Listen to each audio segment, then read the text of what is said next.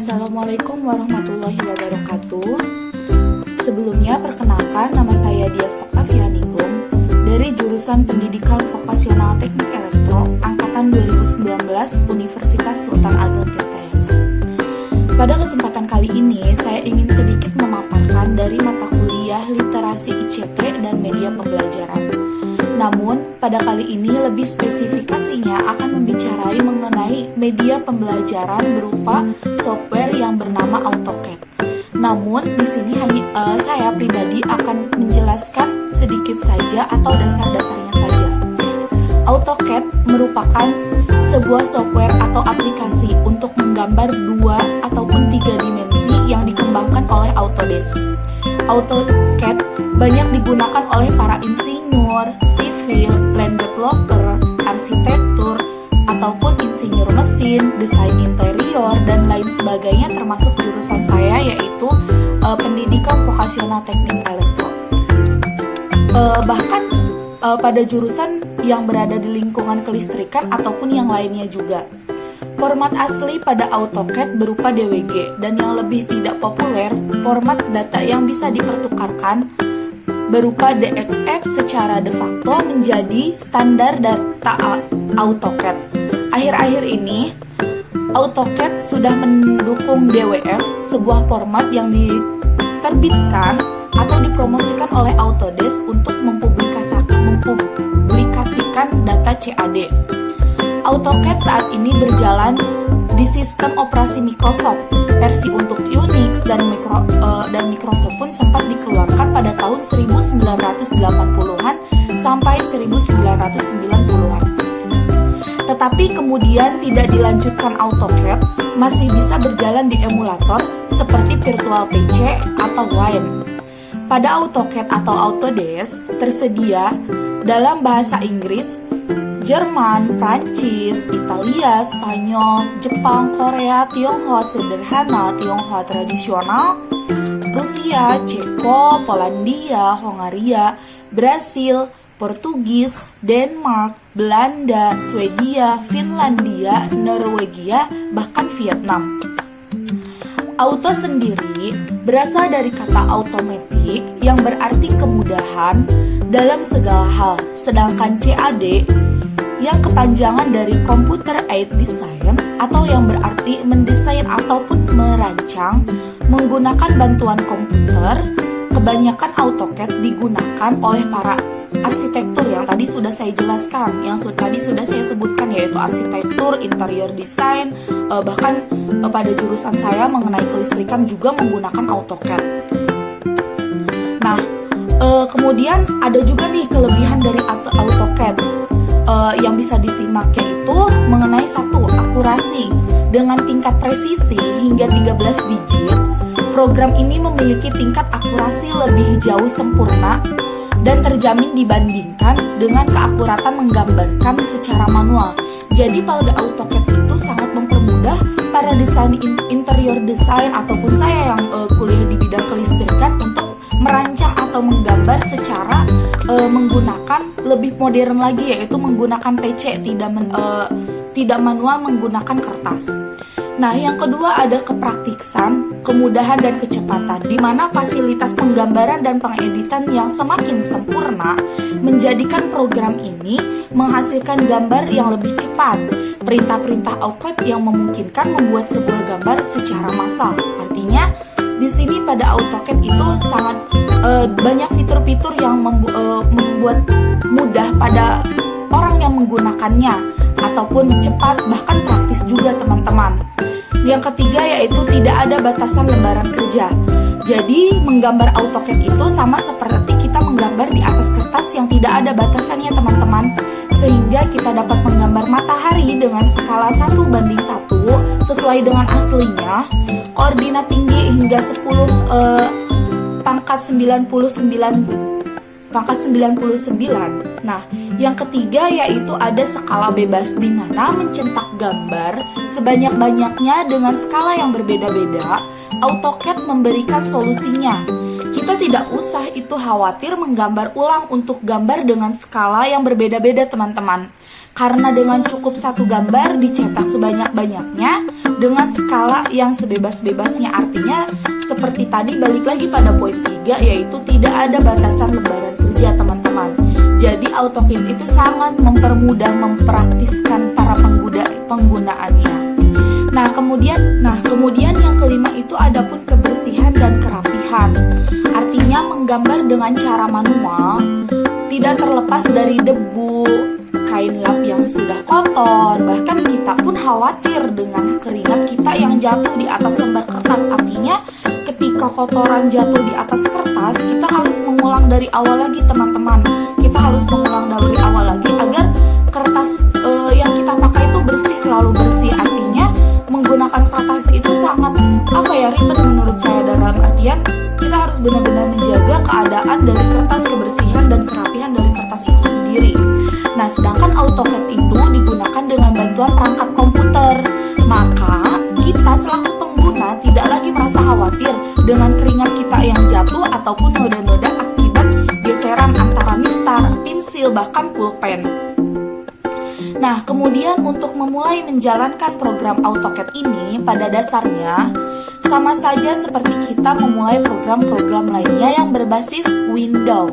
Nah, sebenarnya sama aja nih teman-teman penggunaannya itu. Contoh pada klik start, ataupun teman-teman ketika emang belum mengunduh software AutoCAD, teman-teman bisa mengunduh terlebih dahulu software AutoCAD. Ketika emang sudah ada, klik softwarenya, klik start, program, Autodesk, AutoCAD, versi yang teman-teman unduh, atau dengan cara double klik pada icon AutoCAD-nya itu. Nah, kemudian ada juga nih grafik area ataupun tampilan window AutoCAD dibagi atas beberapa bagian nih teman-teman. Yang pertama yaitu menu browser. Di mana menu browser ini tombol besar dengan lambang huruf A kapital merupakan kelompok menu yang berisi perintah-perintah baku dalam AutoCAD, antara lain seperti perintah penyimpanan, membuka file, pengaturan, dan editing, serta yang lain-lainnya. Kemudian yang kedua yaitu menu toolbar. Di mana menu toolbar ini menu yang berisi perintah-perintah baku dalam bentuk gambar dan dapat ditampilkan atau dimatikan dengan menggunakan perintah toolbar. Nah, kemudian ada nih yang ketiga yaitu baris judul. Di mana baris judul ini berisi informasi mengenai program software yang sedang digunakan serta nama file yang sedang terbuka. Kemudian ada info center. Di mana info center ini merupakan informasi data serta update berita dari web AutoCAD. Untuk menggunakannya diperlukan koneksi jaringan. Itu teman-teman. Nah, kemudian ada juga nih ribbon panel. Nah, di mana ribbon panel berisi kelompok-kelompok perintah yang dapat digunakan langsung pada ribbon panel. Perintah-perintah dalam AutoCAD ditampilkan dalam bentuk simbol. Jadi simbolnya itu pada ribbon panel banyak. Seperti kita ketika emang ingin menggunakan atau membuat garis, ada simbol line dan lain sebagainya. Kemudian ada juga crosshair, merupakan pengganti dari amat pena, di mana titik sumbunya merupakan titik awal dari gambar yang dibuat. Itu teman-teman. Nah, ada juga yaitu mengenai area kerja, di mana area kerja ini merupakan area di mana bisa membuat gambar. Di dalamnya terdapat crosshair yang berbeda di perpotongan antara dua garis sumbu dari posisi itulah dan koordinat ditentukan. Jadi nanti pada AutoCAD itu ada garis atau ada crosshair yang berbentuk plus. Nah, nanti di situ bisa digunakan untuk menggunakan command yang lainnya gitu. Nah, kemudian ada command line atau baris perintah, tempat untuk memasukkan perintah-perintah menggunakan penggambaran atau pengeditan teman-teman. Nah, tempat ini juga menyimpan perintah-perintah yang sudah digunakan untuk menampilkan baris perintah secara rinci dan dapat menekan tombol F2 pada keyboard. Jadi, untuk command line itu bisa tuh menggunakan tombol F2 pada keyboard laptop ataupun PC teman-teman sekalian. Nah, kemudian ada koordinat info, di mana koordinat info ini menginformasikan posisi koordinat crosshair pada area kerja. Nah, kemudian ada baris status, di mana baris status ini menunjukkan status file aktif seperti save, grid, orto, osnap, dan baris koordinat, bahkan yang lain sebagainya. Nah, kemudian ada quick view drawing. Dimana quick view drawing ini metode cepat beralas pada bidang kerja, model ke layout ataupun sebaliknya teman-teman. Nah kemudian ada workspace switching. Dimana workspace switching ini yaitu merupakan cara cepat merubah template tampilan kerja atau AutoCAD dengan merubah template secara otomatis. Akan merubah ribbon tersebut nih teman-teman berdasarkan template yang akan digunakan.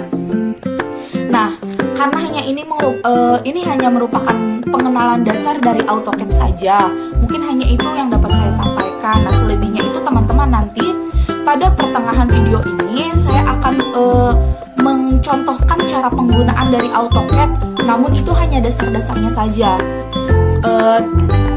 Dari contoh tersebut nanti teman-teman bisa mengembangkan kembali nanti pada pertemuan ataupun pada selanjutnya. Untuk pembelajaran selanjutnya nanti saya akan cantumkan buku yang saya gunakan, buku panduan yang saya gunakan dalam penggunaan AutoCAD.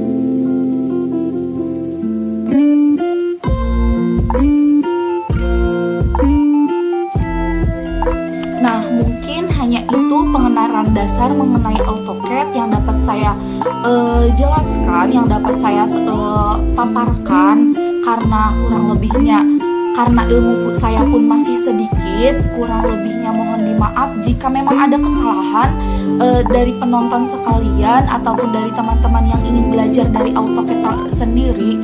Silahkan ketika emang ada kesalahan, kritik saja, saya menerima kritikan. Kesalahan adanya dari saya, sedangkan kebenaran datang pul dari Allah Subhanahu wa Ta'ala. Akhirul kalam, billahi taufiq walhidayah. Assalamualaikum warahmatullahi wabarakatuh.